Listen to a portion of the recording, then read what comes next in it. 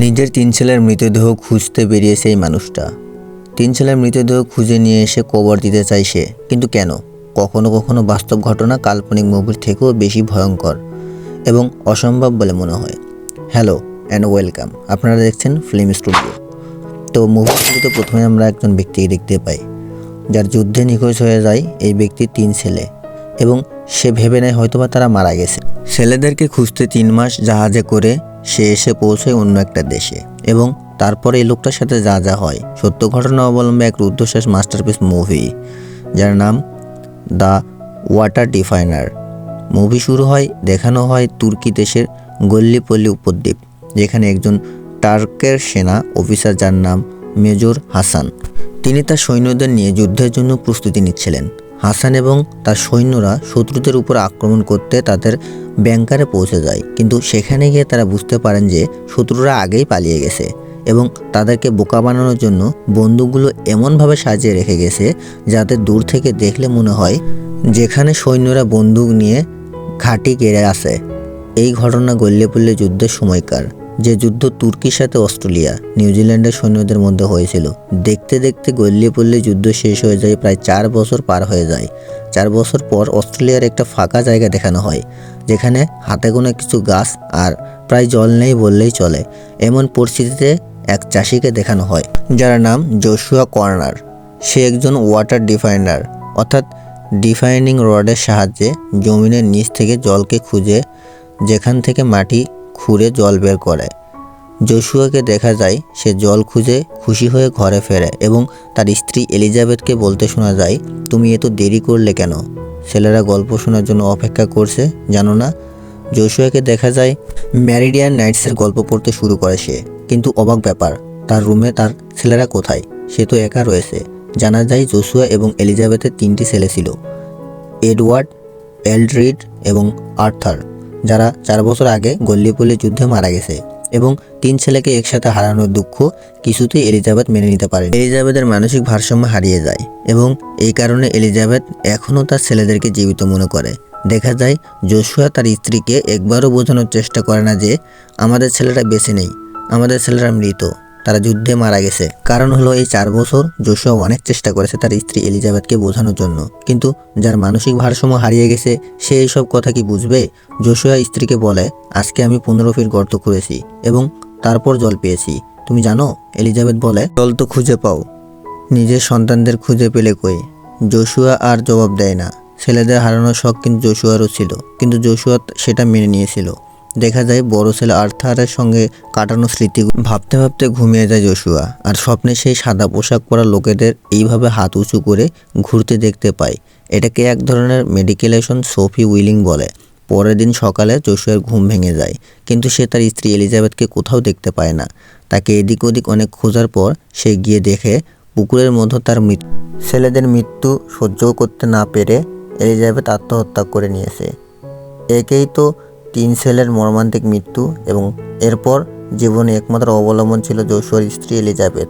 সেও যখন মারা গেল জোশুয়া আর নিজেকে সামলাতে পারে না। জোশুয়া তাকে বুকে জড়িয়ে কাঁদতে থাকে এবং এই ঘটনা জোশুয়া একদম ভেঙে পড়ে। কে কবর দেওয়ার পর জোশুয়া সিদ্ধান্ত নেয় যেভাবেই হোক না কেন গল্লিপল্লিতে গিয়ে ছেলেদের মৃতদেহ খুঁজে এনে তাদের মায়ের পাশে তাদের কবর দেবে। জোশুয়া সেখান থেকে একাই রওনা দেয় গল্লিপল্লির উদ্দেশ্যে। দেখা যায় গল্লিপল্লি উপদ্বীপের দৃশ্য। যুদ্ধের 4 বছর পর মেজর হাসান এবং এক অফিসার ফিরে আসেন। একসময় তারা ব্রিটিশদের বিরুদ্ধে এই জমিনকে রক্ষা করেছিলেন। দেখা যায় জোশুয়া জাহাজে করে অস্ট্রেলিয়া থেকে তুর্কি যাত্রা করে। 3 মাসের দীর্ঘ জাহাজ যাত্রার পর জোশুয়া তুর্কি দেশের ইস্তানবুলে পৌঁছায়। জাহাজ থেকে নামতে কয়েকজন লোক তাকে ঘিরে নিজেদের হোটেলে নিয়ে যাওয়ার জন্য অনুরোধ করতে থাকে। ওদের মধ্যে ওরহান নামে এই বাচ্চাটাও ছিল। সে জেদ করে জোশুয়াকে তাদের হোটেলে নিয়ে যেতে চায়, যদিও জোশুয়া সরাসরি গল্লিতে যেতে চায়, কিন্তু ওরহান তার পিছু ছাড়ে না। জোশুয়া একজন কর্মীর সঙ্গে কথা বলে জানতে পারে যে গল্লিপল্লিতে এখন নাকি সাধারণ মানুষের যাওয়া অনুমতি নেই, ব্রিটিশ ওয়ার্ল্ড অফিস থেকে অনুমতি নিতে হবে। ঠিক তখনই দেখা যায় ওরহান তার ব্যাগটা নিয়ে দৌড় শুরু করে। জোশুয়া তাকে চোর ভেবে রেগে গিয়ে তার পিছনে ছোটে, কিন্তু কিছুক্ষণ পর দেখা যায় ওরহান তার ব্যাগটা তাদের হোটেলের সামনে রেখে দাঁড়িয়ে আছে।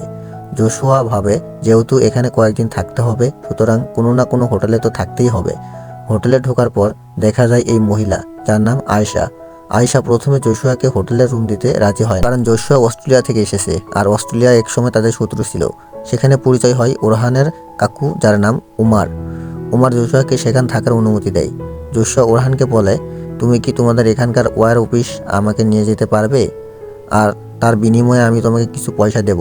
এরপর আয়েশা জোশুয়ার রুমে আসে এবং অল্প কথাবার্তার পর আয়েশা জোশুয়াকে সেখানকার নীল মসজিদ ঘুরে আসার পরামর্শ দেয়। সে বলে মসজিদটা নাকি সুন্দর এবং অদ্ভুত। জোশুয়া বলে, আমি এখানে মসজিদ ঘুরতে আসিনি, আমি এসেছি আমার 3 ছেলের খোঁজে। বলিতে এখন কিছু নেই, শুধুমাত্র হাজার হাজার মানুষের কঙ্কাল রয়েছে। পরদিন জোশুয়া ওয়ার্ল্ড অফিসে গিয়ে অফিসারকে তার 3 ছেলের ছবি দেখিয়ে গল্লিপল্লি যাওয়ার অনুরোধ করে।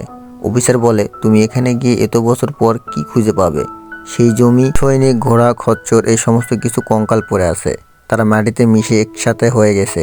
জোশুয়া মন খারাপ করে বেরিয়ে আসার পর ওরহান তাকে নীল মসজিদে নিয়ে যায়। মসজিদের অসাধারণ দৃশ্য দেখে জোশুয়া অবাক হয়ে যায় আর হঠাৎই মনে এক অদ্ভুত শান্তি অনুভব করে।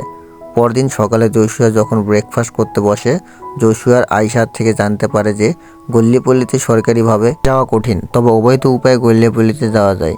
কিছু উপায় শহর থেকে নৌকা ভাড়া পাওয়া যায়, সেই নৌকা নিয়ে লুকিয়ে গল্লিপল্লিতে ঢুকতে হবে এবং ভালো পয়সা দিলে মাছওয়ালারা অর্থাৎ জেলেরা এই জায়গায় নিয়ে যেতে পারে। এই কথাগুলো জোশুয়া মনে নতুন আশা জাগায়। পরের দিন যাওয়ার সময় ওরহান জোশুয়ার কাছে দৌড়ে এসে বাবার ছবি দেখিয়ে অনুরোধ করে, আপনি যদি আপনার ছেলেদের খুঁজে পান আমার বাবাকেও একটু খুঁজে দেবেন। আমার বাবাও সেই কবে বাড়ি থেকে বেরিয়ে গেছিল, আর তো ফেরেনি। আমার বাবাকে বলবেন সেজন্য বাড়িতে ফিরে আসে। কথাগুলো জোশুয়া শুনে অবাক হয়ে যায়। ঠিক ততটাই ধাক্কা লাগে তার বুকে, কারণ এই ছোট্ট ছেলেটা জানে যে তার বাবা ও গল্লিপল্লি যুদ্ধে মারা গেছে। জোশুয়া ওরহানের মনে রাখার জন্য নিজের কাছে ছবিটা রেখে দেয় এবং বলে, নিশ্চয়ই বলবো। গল্লিপল্লির উদ্দেশ্যে রওনা দেয় জোশুয়া। নৌকো করে গল্লিপল্লি পৌঁছানোর সময়ে ব্রিটিশ সৈন্যদের হাতে ধরা পড়ে যায় জোশুয়া। জোশুয়াকে ধরে নিয়ে অফিসারের কাছে নিয়ে আসা হয়। অফিসারও জোশুয়াকে ওই একই কথাই বলে, যে বলে 8 মাইল পর্যন্ত শুধুমাত্র ব্যাংকার আর হাজার হাজার লাশ সরানো আছে। তোমার ছেলেকে ওইসবের মধ্যে কি করে খুঁজে পাবে? তুমি এখান থেকে চলে যাও, নয়তো আমাদের অন্য ব্যবস্থা নিতে হবে। একেই তুমি অবৈধ উপায়ে এখানে প্রবেশ করেছো, কিন্তু কথাই বলে না, সন্তানের প্রতি পিতার ভালোবাসা যুক্তি তর্ককে হার মানিয়ে দেয়। জোশুয়া জেদ ধরে বসে থাকে, সে ফেরে না। সমুদ্রের পাশে আগুন জ্বালিয়ে সেই রাতটা কাটায়। পরের দিন মেজর হাসান অফিসারকে বোঝায় যে জোশুয়াকে তোমাদের সাহায্য করা উচিত, কারণ জোশুয়াই একমাত্র বাবা যে কিনা ওই যুদ্ধের এত বছর পরেও নিজের সন্তানের খুঁজতে এখানে এসেছে। আর তো অন্য কোনো পরিবার এখানে আসেনি কেউ। সবাই মিলে যুদ্ধক্ষেত্রে জোশুয়ার সাথে তার 3টি ছেলেকে খোঁজা শুরু করে। ফ্ল্যাশব্যাকে দেখানো হয় গল্লিপল্লির যুদ্ধে, যেখানে জোশুয়ার 3 ছেলে একসাথে যুদ্ধ লড়ছিল। আর্থারের একটা পা ল্যান্ডমাইনে লেগে আহত হয়ে পড়ে, আর 2টো ছোট ভাই আর্থারের মানা করা সত্ত্বেও তাকে বাঁচাতে আসে এবং তারাও শেষ পর্যন্ত গুলি খেয়ে ভাইয়ের পাশেই শুয়ে পড়ে। এইসব ঘটনা জোশুয়া কল্পনার মধ্যে চলছিল এবং জোশুয়া কেমন যেন বুঝতে পেরে যায় যে তার সন্তানের মৃতদেহ কোথায় পড়ে আছে। ঠিক সেখানে খোঁজার পর জোশুয়া 2টো ছেলের লাশ পাওয়া যায়, এডওয়ার্ড আর হেনরি। তাদের গলায় একটা করে লকেট ছিল, যার জন্য ওদের লাশ চিনতে পারা যায়। এসবের মাঝে জোশুয়াকে একটা সৈনিক এসে হঠাৎ বলে, তুমি জানো এই হত্যালীলার জন্য কারা দায়ী? এই হত্যালীলার জন্য মেজর হাসান এবং তার দলের লোকেরা দায়ী। জোশুয়া এতদিন পর একের নিজের 2টো ছেলের মৃতদেহ খুঁজে পেয়েছে। রাগ কন্ট্রোল করতে না পেরে তাড়াতাড়ি ছুটে যায় হাসানকে মারার জন্য, কিন্তু বাকি সৈন্যরা তাকে ধরে নিয়ে বসিয়ে দেয়। কিছুক্ষণ পর অফিসার এসে জোশুয়াকে বোঝায়, এই লাশগুলো অস্ট্রেলিয়া না নিয়ে গিয়ে এখানেই সম্মানের সাথে কবর দিয়ে দাও। জোশুয়া মেনে নেয়। কি করবে এগুলো নিয়ে? আর কেই বা আছে অস্ট্রেলিয়া? তার এক স্ত্রী ছিল, সেই স্ত্রীও তো মারা গেছে। জোশুয়া তার 2 ছেলেকে সেই দ্বীপের মধ্যেই কবর দেয়। তারপর দিন মেজর হাসান জোশুয়াকে কিছু সৈনিকের লিস্ট দেখান, যার মধ্যে জোশুয়ার বড় ছেলে আর্থারের নামও ছিল। জোশুয়া জিজ্ঞেস করতে হাসান বলে, যাদের নাম এই লিস্টে আছে তারা হয়তো বেঁচে আছে, হয়তো তাদেরকে কারাগারে বন্দি করে রাখা হয়েছে। জোশুয়ার কথা শুনে খুব খুশি হয়, কারণ তার ছেলে আর যেখানে থাকুক না কেন বেঁচে তো আছে। জীবনে নতুন একটা আশা পেয়ে নিজের হোটেলে ফিরে যায় জোশুয়া। মেজর হাসান পরের দিন ব্রিটিশ অফিসে সাহায্যের জন্য যায়, কারণ তখন গ্রিজরা আক্রমণ করেই চলছিল যুদ্ধ, কিন্তু অল্প স্বল্প চলছিল। তখন জোশুয়া এসে আর্থারের খোঁজ পাওয়ার জন্য সাহায্য চাই মেজর হাসানের কাছে, কিন্তু মেজর হাসানের আগের মাথায় সাহায্য না করে চলে যান। কিন্তু সেখানে ব্রিটিশ অফিসার জোশুয়া থেকে তার পাসপোর্ট কেড়ে নিয়ে বলে, তুমি অনুমতি ছাড়া গল্লিপল্লিতে কেন গিয়েছিলে? তোমাকে এর জন্য শাস্তি দেওয়া হবে, আর বৃহস্পতিবার হোটেলে এসে পাসপোর্ট টিকিট নিয়ে তোমাকে নিজের দেশে পাঠিয়ে দেওয়া হবে। জোশুয়া বেশি দেরি না করে অফিস থেকে বেরিয়ে মেজর হাসানের পিছন করতে থাকে। একটা গুপ্ত জায়গায় পৌঁছে যায়।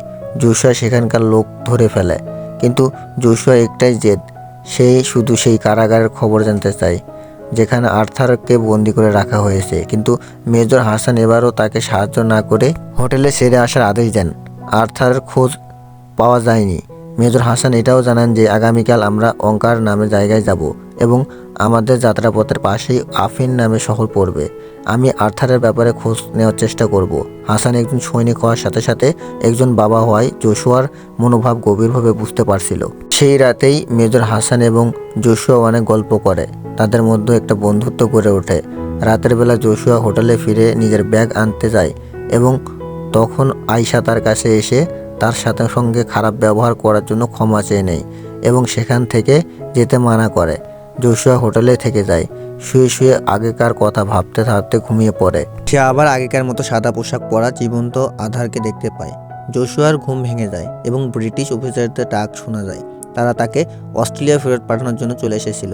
কিন্তু জোশুয়া মেজর হাসানের সঙ্গে আর্থারকে খুঁজতে যেতে চেয়েছিল, কারণ তার মনে মনে বিশ্বাস ছিল যে আর্থার বেঁচে আছে। বাইরে ব্রিটিশ সেনারা দাঁড়িয়ে আছে। তারা জোশুয়াকে অস্ট্রেলিয়া ফেরত পাঠাতে চায়। এই পরিস্থিতিতে আয়শা তাকে সাহায্য করে সেখান থেকে পালিয়ে যাওয়ার জন্য। জোশুয়া কোনো রকমভাবে মেজর হাসানের কাছে পৌঁছে যায় এবং পরের দিন ট্রেনে অঙ্কারের উদ্দেশ্যে রওনা হয়। পথে এক জায়গায় হাসান লক্ষ্য করে পাশের একটা গ্রামে আগুন জ্বলছে। মেজর হাসান বুঝতে পারে যে গ্রিসের সেনারা আশেপাশেই রয়েছে এবং তখনই দেখা যায় যে গ্রিসের সেনারা ট্রেনে হামলা করে দেয়, কিন্তু তারা জোশুয়াকে ছেড়ে দেয় কারণ জোশুয়া অস্ট্রেলিয়ান ছিল। কিন্তু মেজর হাসানকে ট্রেন থেকে নামিয়ে ধরে ফেলে তার। গ্রিস সৈন্যরা হাসানকে মেরে ফেলতেই যাবে, এমন সময় জোশুয়া হাসানকে বাঁচিয়ে সেখান থেকে ঘোড়ায় চড়ে আফওয়ান শহরের উদ্দেশ্যে রওনা দেয়। তারা আফওয়ান শহরে পৌঁছে লক্ষ্য করে যে গ্রামের লোকেরা গ্রিসদের ভয়ে গ্রাম ছেড়ে চলে যাচ্ছে। জোশুয়া তাড়াহুড়া করে এগিয়ে যায়। এগিয়ে গিয়ে দেখতে পায় একটা উইন্ডো মিল লক্ষ্য করে। বুঝতে পারে এটা তার ছেলে আর্থারের কাজ, কারণ তার ছেলে আর্থার উইন্ডমিল বানাতে জানতো এবং সেটা সে ব্যবহার করতেও জানতো। মেজর হাসান স্থানীয় লোকদের কাছে সেই উইন্ডমিলের শিল্প সম্পর্কে জিজ্ঞেস করে এবং জানতে পারে এটা আর কেউ নয়, এটা আর্থারই ছিল। হ্যাঁ, সে বেঁচে আছে এবং সে এই গ্রামের চার্চে আছে। ওই চার্চের শিল্পী সে। তাড়াহুড়া করে সেই চার্চ খুঁজতে বের হয় তারা এবং সেখানে যাওয়ার পর এত বছর পর জোশুয়া তার ছেলে আর্থারকে জ্যান্ত অবস্থায় পেয়ে যায়। দুজন একে অপরকে দেখে অবাক এবং খুশি হয়ে জড়িয়ে ধরে। আর্থার বিশ্বাসই করতে পারে না যে তার বাবা এত দূর এখানে এসেছে, এইভাবে দেখবে সে তার বাবাকে। আর্থার খুশি হলেও তার চোখে কেমন যেন একটা আফসোস, কেমন একটা অপরাধবোধ প্রকাশ পাচ্ছে, কারণ সে তার বাবার কাছে প্রতিজ্ঞা করেছিল যে সে তার ভাইদেরকে রক্ষা করবে, কিন্তু যুদ্ধে সে তার দুই ভাইয়ের এক ভাইকেও বাঁচাতে পারেনি। আর তার বাবাকে যুদ্ধের ঘটনা বলে। সে বলে তার বাকি দুই ভাই অর্থাৎ হেনরি এবং এডওয়ার্ড যুদ্ধক্ষেত্রে গুলি খেয়ে পড়ে গেছিল। হেনরি সেখানে মারা গেলেও এডওয়ার্ড আহত অবস্থায় বেঁচে ছিল। এডওয়ার্ড তার দাদা আর্থারের দিকে তাকিয়ে করুণ সুরে মেরে ফেলতে বলে, কারণ সে তার এই যন্ত্রণা সহ্য করতে পারছিল না আর তার খুবই দুঃখ পেয়েছিল। কিন্তু তাও সে বন্দুকটা এডওয়ার্ডের মাথার মধ্যে ধরে এবং গুলি চালাতে বাধ্য হয়, কারণ এডওয়ার্ড একেই তো আহত অবস্থায় ছিল এবং প্রচণ্ড যন্ত্রণা সহ্য করছিল। তার উপরে আরেকটা ভয় হলো এডওয়ার্ডকে যদি শত্রুপক্ষ জীবিত অবস্থায় ধরে ফেলে তার উপরে অমানসিক অত্যাচার চলবে। সে নিজের ভাইকে অসহ্য যন্ত্রণার হাত থেকে বাঁচাতে বাধ্য হয়ে গুলি করছিল। এরপর থেকে আর্থার নিজেকে ক্ষমা করতে পারে না। প্রতিদিনই একটা অপরাধ বোধ তাকে গ্রাস করে, একটা আফসোস তাকে তাড়া করে। তাই সে ইচ্ছে করে আর বাড়ি ফিরে যায়নি, কারণ বাড়ি ফিরে সে তার বাবাকে কি মুখ দেখাতো যে একটা ভাই মারা গেছে এবং আরেকটা ভাইকে আমি নিজে গুলি করে মেরেছি। জোশুয়া সমস্ত কথা শোনে এবং তার ছেলেকে বলে, দোষ তোমার নয়, সব দোষ আমারই। কিছুক্ষণের মধ্যে সেখানে গ্রিসের সৈন্যরা পৌঁছে যায়। জোশুয়া আর হাসান গলা জড়িয়ে একে অপরের বিদায় জানায় এবং হাসান অঙ্কারের উদ্দেশ্যে বেরিয়ে পড়ে। এরপর দেখা যায় আর্থার জোশুয়াকে নিয়ে পালিয়ে পাহাড়ের উপরে নিয়ে যায়, কারণ সে সেখানে পালানোর একটা রাস্তা জানতো। গ্রিসের সৈন্যরা তাদের পিছনে আসতে থাকে। পাহাড়ের উপরে একটা ড্রেন, যে ড্রেনটা একটা নদীর সঙ্গে গিয়ে মিলেছে। আর্থার সেখানে পৌঁছে জোশুয়াকে সব কিছু বুঝিয়ে দেয় এবং ড্রেনের কোন দিকে ঝাঁপ দিতে হবে সেটাও বলে দেয়। কিন্তু জোশুয়া এত বছর পর তার ছেলেকে পেয়ে তাকে একা ফেলে যেতে চাইছে না। জোশুয়া কেমন উদাস হয়ে বলে, আমি ফিরে গিয়ে কি করব? আর্থার, আমার জীবনে তো আর কিছুই নেই, একমাত্র তুমিই আছো আমার জীবনে। তুমি যদি না যাও আমার এই যাওয়া কোনো মানেই নেই। আমি তোমাকে ছেড়ে যাব না। নিজের পিতার মুখে এই কথা শুনে আর্থার কেমন যেন ভাবুক হয়ে পড়ে এবং সে তৎক্ষণাৎ সিদ্ধান্ত নেয় সেও তার বাবার সাথে বাড়ি ফিরে যাবে। এবং অবশেষে তারা দুজনই ড্রেনের মধ্যে ঝাঁপ দেয় এবং পালিয়ে যেতে সফল হয়। পরের দিন তারা সেই হোটেলে ফিরে যায়। ওরহান জোশুয়াকে দেখে খুব খুশি হয়ে জড়িয়ে ধরে। কিছুক্ষণ পর জোশুয়া খাওয়ার টেবিলে এসে বসে। আয়েশা জোশুয়ার জন্য কফি নিয়ে আসে এবং সেই কফিটা খেয়ে জোশুয়া খুব মিষ্টি লাগে। জোশুয়া বুঝতে পারে আয়েশার তাকে পছন্দ হয়েছে এবং সত্য ঘটনা অবলম্বনে এই মুভিটা এখানেই শেষ হয়ে যায়। প্রথম বিশ্বযুদ্ধ 1914 সালে শুরু হয় এবং 1918 সালে শেষ হয়। 37 মিলিয়নের বেশি সৈনিক এবং সাধারণ মানুষ মারা গিয়েছিল এবং আহত হয়েছিল এবং 8 মিলিয়নেরও বেশি মানুষ নিখোঁজ ছিল, যাদেরকে মৃত বলে মনে করা হয়, যাদের কোনো খোঁজই পাওয়া যায়নি। এই সিনেমাটা উৎসর্গ করা হয়েছে সেই সব হারিয়ে যাওয়া মানুষদের স্মরণে। তো আজকে এই পর্যন্ত, দেখা হবে নেক্সট কোনো মুভিতে। আর মুভিটি ভালো লাগলে অবশ্যই সাবস্ক্রাইব করে আমাদের চ্যানেলটির পাশে থাকবেন এবং এরকম মুভি দেখতে থাকুন। তো দেখা হবে নেক্সটে। আসসালামু আলাইকুম।